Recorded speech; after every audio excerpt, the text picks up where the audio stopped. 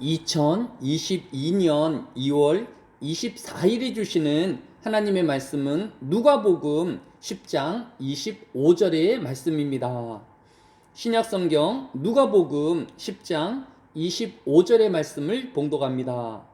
어떤 율법 교사가 일어나 예수를 시험하여 이르되 선생님, 내가 무엇을 하여야 영생을 얻으리까? 아멘. 복음서에는 예수님께서 제자들과 수많은 사람들을 가르치시고 또한 질문하시며 이에 대답하시는 내용으로 기록되어 있습니다. 예수님께서 제자들에게 물으신 여러 질문 중에서 중요한 질문 세 가지를 꼽으라고 하면 첫 번째로 아무래도 예수님께서 제자들에게 첫 번째로 물으신 질문일 것입니다. 그 첫 번째 질문은 요한복음 1장 37절에서 두 제자가 그의 말을 듣고 예수를 쫓거늘 예수께서 돌이켜 그 쫓는 것을 보시고 물어 가라사대 무엇을 구하느냐. 예수님이 세례 요한에게 세례를 받으시자 세례 요한의 제자 중 두 명이 예수님을 쫓아왔었습니다. 그때 예수님께서 그들에게 무엇을 구하느냐라고 물으셨던 것입니다. 지금도 예수님을 따르려는 사람에게는 예수님의 이 질문이 유효할 것입니다. 우리는 지금 무엇을 구하고 있는지 스스로 물어보아야 할 것입니다. 그러나 무엇보다 예수님이 제자들에게 하신 질문 중에 가장 하이라이트는 마태복음 16장 13절의 질문이실 것입니다. 예수께서 빌립보 가이사랴 지방에 이르러 제자들에게 물어 이르시되 사람들이 인자를 누구라 하느냐. 예수님은 어떤 분이실까요? 마태복음 16장 16절에서 시몬 베드로가 대답하여 이르되 주는 그리스도시요 살아계신 하나님의 아들이시니이다 라고 대답한 것을 찾아볼 수 있습니다. 오늘도 우리의 신앙 고백은 예수님만이 그의 백성을 구원하실 메시아 즉 그리스도이시며 삼위일체 하나님의 제2위신 성자 하나님으로 독생하신 하나님의 아들이심을 고백하는 신앙 고백이 있어야 할 것입니다. 그리고 예수님께서 물으신 질문 중에 가장 마지막 질문은 요한복음 21장 15절에 있습니다. 그들이 조반 먹은 후에 예수께서 시몬 베드로에게 이르시되 요한의 아들 시몬아 내가 이 사람들보다 나를 더 사랑하느냐 하시니 라고 하였습니다. 오늘 이 시간 무엇보다 예수님께서 물으시는 이 세 가지 질문에 귀 기울이며 또 저와 여러분이 그 답을 찾는 시간이 되어지기를 원합니다. 너희는 무엇을 구하느냐? 너희는 인자를 누구라 하느냐? 내가 나를 더 사랑하느냐? 이 하루에도 이 예수님의 질문을 깊이 묵상하며 또 그 신앙 고백으로 이어지는 이 하루가 되어지기를 주의 이름으로 축원합니다. 이제 반대로 사람들이 예수님에게 질문한 것 중에서 가장 많은 질문의 내용은 무엇이었을까요?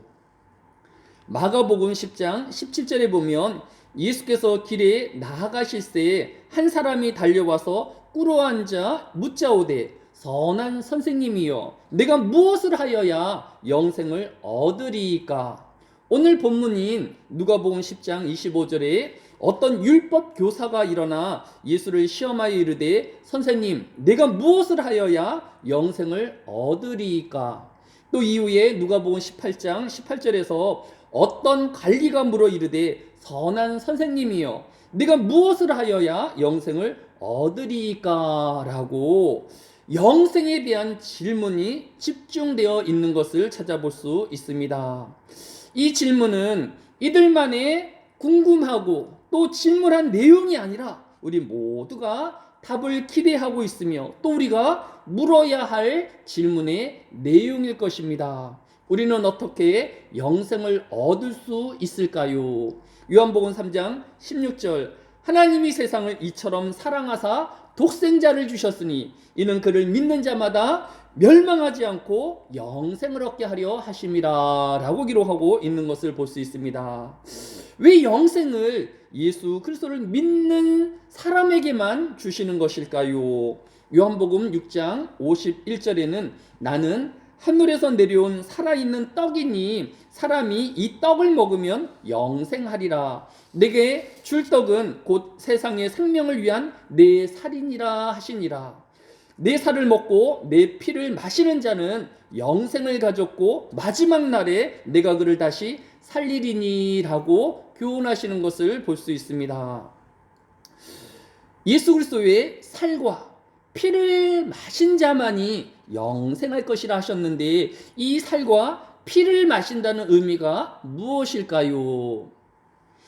구약 성경 출애굽기 24장 8절에 보면 모세가 그 피를 가지고 백성에게 뿌리며 이르되 이는 여호와께서 이 모든 말씀에 대하여 너희와 세우신 언약의 피니라 라고 하신 것을 찾아볼 수 있습니다. 그리고 이 피뿌림의 구약의 모형이 예수님께서 성취하신 것을 볼 수 있습니다. 그것은 예수 그리스도의 피, 즉 예수 그리스도께서 십자가의 죽으심으로 완성하신 것입니다. 따라서 모든 성도는 예수 그리스도의 십자가에서 흘리신 피로 그의 모든 죄값이 치루어졌음을 믿음으로 받아들이는 것입니다. 오늘 하루도 우리 구하는 것이 무엇인지, 예수 그리스도가 누구이신지, 또 우리가 하나님을 얼마나 사랑하는지 끊임없이 묻고 대답하는 이 하루가 되어야 할 것입니다. 또 영생은 오직 예수 그리스도의 십자가의 죽으심과 그의 부활하심에 있음을 굳게 고백하며 신앙하는 하루 되어지시기를 주의 이름으로 축원합니다. 사랑이 많으신 아버지 하나님, 이 한날에도 우리를 복 주시려고 생명호흡을 연장시켜 주시며 또 하나님의 동역자요 하나님의 부르심을 있게 하여 주심을 감사를 드립니다.